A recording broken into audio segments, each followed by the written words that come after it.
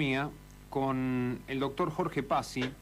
Primero te saludo, Jorge, soy Daniel Ciampicini, un gusto charlar contigo. ¿Cómo estás? Y un gusto también para mí, Daniel. Bueno. Se le está exigiendo a la oposición que diga, bueno, ¿cómo va a ser para desenredar esta madeja, ¿no? Pero vos has escrito un informe, que lo leí en forma completa, que me lo acercó Juan Pedro Tunesi, de 11 páginas. El título es ¿Llegar o no llegar?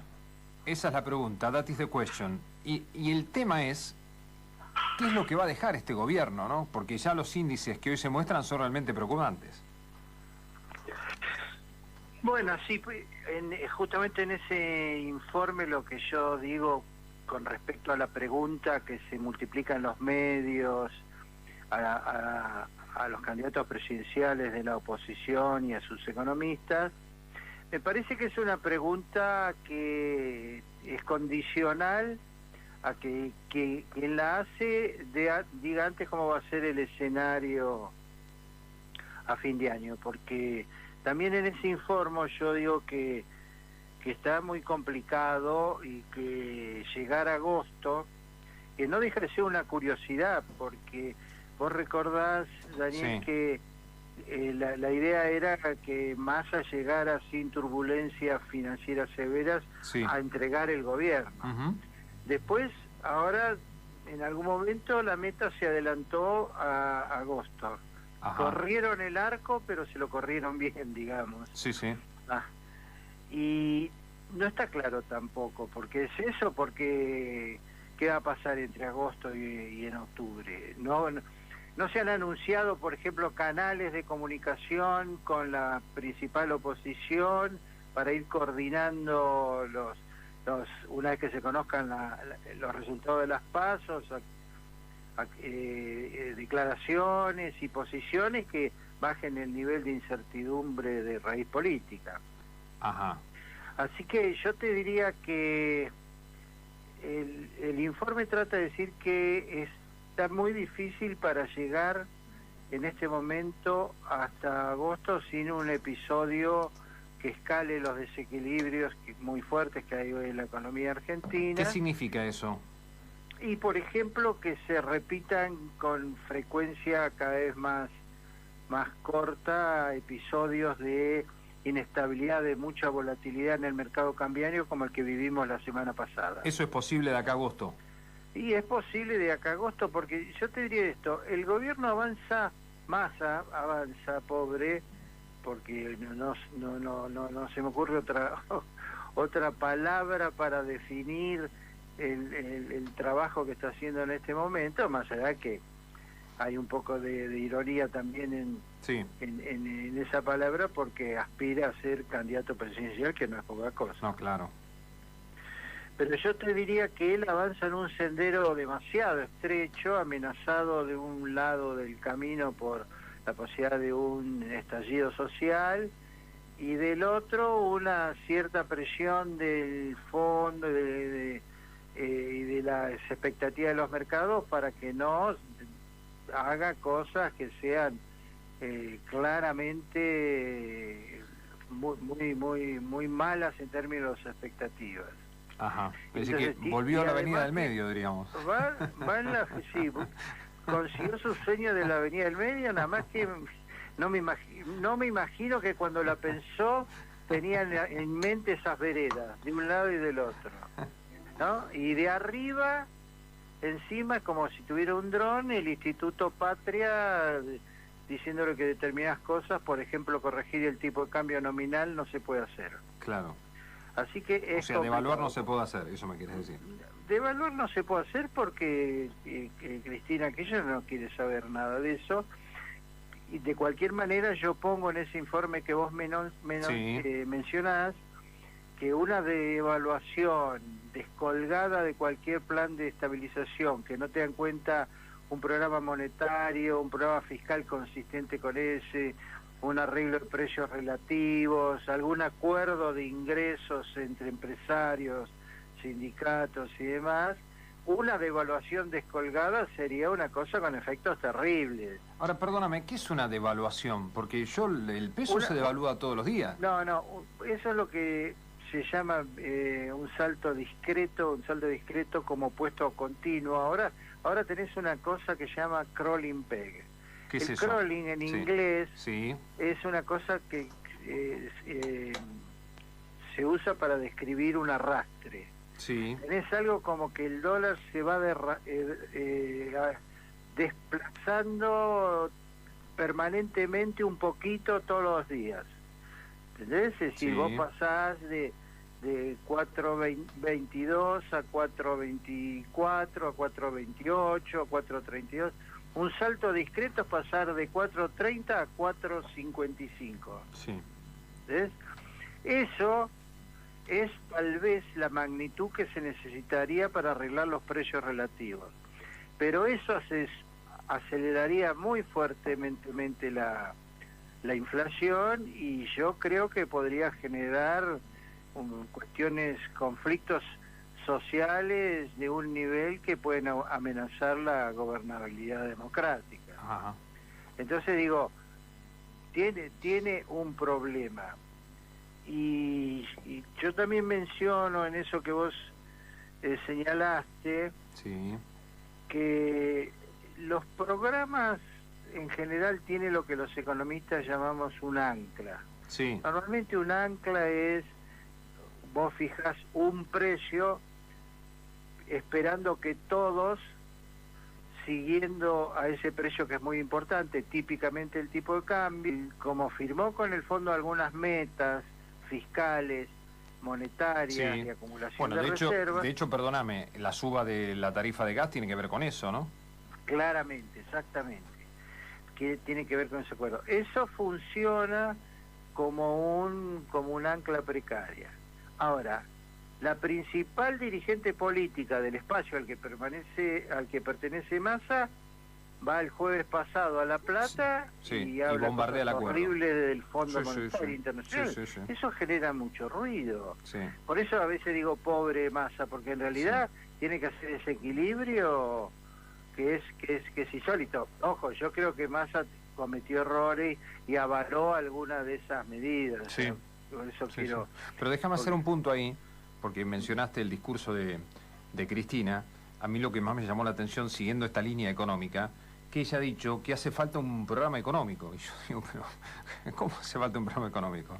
Si el gobierno de Cristina Alberto comenzó en 2019, porque se acordaron un poco tarde del programa económico.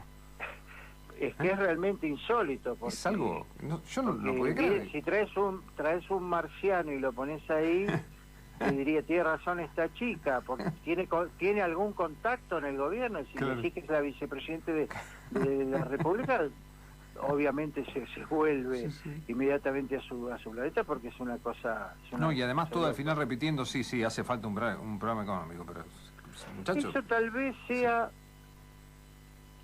un fallido vinculado a Néstor, porque Néstor sí tenía un programa económico, 2003, 2004, 2005, yo tenía 2006, porque las locuras empezaron ahí, vos debés recordar la prohibición de exportar carne, después de truchar los números del INDEC. Los números del INDEC, las cosas empezaron ahí, pero yo te diría que todos esos años fueron años de una política económica muy sensata.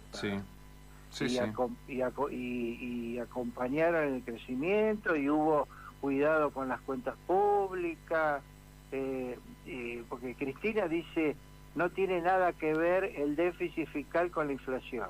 Bueno, capaz que esa es una aseveración razonable en Dinamarca, que si tiene en algún momento déficit fiscal, va a los mercados, toma deuda, lo financia mientras lo va solucionando, pero no tiene que emitir el Banco Central dinamarqués. Bueno, ahora no, porque están en el euro, pero debería haber buscado otro ejemplo. Pero como ejemplo, pero creo que se entiende la idea. Sí, se entiende claramente, Entonces, es muy difícil hacer política económica en el medio de una interna feroz al interior de la coalición gobernante.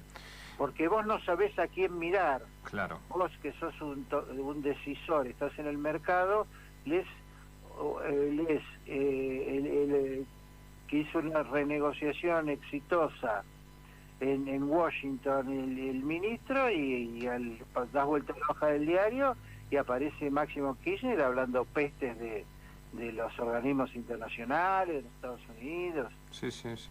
Por eso vos acá, yo estoy leyendo entre las conclusiones de este informe, decís, hemos advertido que últimamente se multiplican los medios la misma pregunta a los candidatos presidenciales de Juntos por el Cambio o a sus economistas. ¿Qué haría usted si llega al gobierno? Es una pregunta que de esta forma está mal planteada. En un contexto tan incierto como el que hemos descrito, responder a ese interrogante requiere primero que se precise cuál va a ser la situación del 10 de diciembre. Y la verdad que es un interrogante que va a pasar. No, lo que yo quiero decir con ese punto es el siguiente, porque he visto que le han hecho estas preguntas a Gerardo Morales, a Patricia Bullrich, pero también a Eduardo Levy-Yeyati, a Hernán Lacunza y demás. El punto que yo quiero hacer ahí es el siguiente. Esta es una situación de alta volatilidad. Entonces, me parece razonable preguntarle, bueno, supongamos que no va a haber un episodio disruptivo, no va a detonar una crisis financiera severa con una devaluación caótica, desordenada. ¿Ustedes qué harían? Entonces, me parece que el candidato a presidente o su candidato a ministro de Economía debería decir, bueno, si llegamos en esta situación, nosotros proponemos que aumenten las tarifas con este cronograma, que el tipo de cambio se devalúe con este tipo de compensaciones, buscamos un sendero de equilibrio fiscal que no va a poder ser recorrido en 30 días, vamos a salir del cepo en tanto tiempo, porque espero que no repitan algunas de las tonterías que se dijeron, que vamos a salir como el primer día, porque volvemos a los errores de diciembre del 2015. A eso me refiero yo. Bueno, es decir, plan A, plan B, plan C. Eso es lo que te puedo contestar. Claro. Si cuando llegamos el dólar se está devaluando 20% todos los días, la tasa de inflación está en el 40% mensual, bueno, en ese momento tendremos que ver. Ya bastante difícil es pensar en lo que vas a hacer si llegás al 10 de diciembre y la situación está parecida a como está hoy. Sí, sí, te entiendo. ¿Por qué? Porque tenés un desajuste de precios relativos muy grande. Vos no podés estabilizar, Daniel, una economía que tiene precios relativos desajustados. ¿Por qué? Porque vos querés fijarlos y ponele que tenés éxito. Sí. Pero si entras con alguno muy atrasado, cuando ese suba, te aborta el plan antiinflacionario. Entonces, si vos entras con las tarifas muy atrasadas, todo el mundo va a descontar que no te van a poder seguir regalando el gas, la electricidad y el colectivo permanentemente. Si esta gente en algún momento va a ajustar. Ese es el problema del desajuste de precio relativo. No, y el otro gran problema es que vos tenés desajuste de precio relativo, pero además tenés ingresos que han perdido muchísimo frente a esta gran inflación. Sí, fíjate, vamos a revisar los últimos dos recambios presidenciales. Cuando se fue Cristina, el dólar estaba muy atrasado y los salarios estaban altos. Después, si querés, te explico por qué cuando Cristina dice teníamos los salarios en dólares más altos de América Latina, está confesando que incurrió en una barbaridad macroeconómica. Claro. Pero recordemos esto, tenía tipo de cambio atrasado, el dólar bajo, para decirlo más fácil, y los salarios altos. Cuando dejó Macri, los salarios estaban más bajos, pero el dólar estaba alto. Ahora tenés el dólar bajo y los salarios bajos. Claro. Es una situación muy difícil. Claro. Muy poco habitual en la Argentina, yo te diría del 52 para acá. Mirá vos. ¿Por qué el 52? Porque el 52 fue el primer ajuste que tuvo que hacer Perón, que había llevado los salarios demasiado altos con respecto al tipo de cambio. Y bueno, y siempre que hubo una crisis hubo esa contradicción entre salarios altos y tipo de cambio alto o viceversa. Ahora estás en el peor de los mundos. Claro. Tenés el dólar bajo y tenés los salarios muy bajos, como vos dijiste recién. Cuando vos decís, perdóname, el dólar bajo, te referís al dólar oficial. Al dólar oficial, que es, en realidad el dólar oficial es el que mayor impacto tiene sobre los precios. La gente en realidad dice, bueno, subió el blue, sí, van a subir algunos precios. Sí, es probable que el polirrubro de la esquina de la casa, asustado por lo que vio en la pantalla de televisión, donde dice el sur, corrija algunas cosas. Pero el grueso de los precios en la Argentina tienen que ver con el dólar oficial. ¿Por qué? Porque el 80% de las importaciones de la Argentina son insumos intermedios y bienes de capital. Es decir, son importaciones de cosas que se usan para fabricar otras cosas. Si vos pasás la vista a tu alrededor vas a encontrar casi todo, puede haber alguna excepción, ¿no? Pero casi todo que tiene insumos importados. Bueno, esos, si vos devaluás 30%, van a aumentar 30% al otro día. Mira, está bien. Entonces, bueno, es obvio que por eso es que Cristina no quiere que devalúe. Claro, claro. ¿Sí? Está bien. Pero el problema es que acumular desequilibrios. Y en un momento esos desequilibrios escalan y cuando esos desequilibrios escalan tenés crisis como las que tenés. Está claro. Jorge, siempre es un gustazo charlar contigo, yo digo, no solo por tu condición de doctor en economía, sino por tu capacidad de docente. Así que te agradezco el elogio. Te mando un fuerte abrazo y estamos en contacto. Muchas gracias. Para mí también es un gusto hablar con ustedes y otro abrazo para todos ahí en la mesa.